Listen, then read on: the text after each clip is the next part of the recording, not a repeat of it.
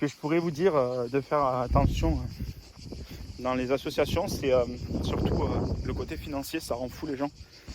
Quand il y a de l'argent en jeu, ça rend fou les gens, peu importe les sommes.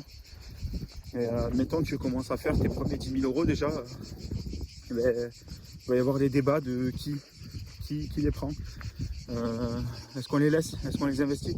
Donc il faut déjà être au clair, avant de t'associer, il faut être au clair sur tous ces sujets-là. Quitte à le poser, bon, moi je crois pas au pacte associé et tout ça, moi j'y crois pas. Moi je le pose à la confiance. Par contre, du coup, toutes les entreprises, moi je les fais à 50-50, c'est-à-dire qu'on a tous les deux les mêmes pouvoirs de décision. Tout le temps.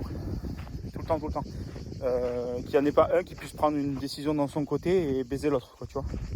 Donc voilà, donc quand la situation elle exige un débat, et on débat tous ensemble et ensuite on trouve une solution.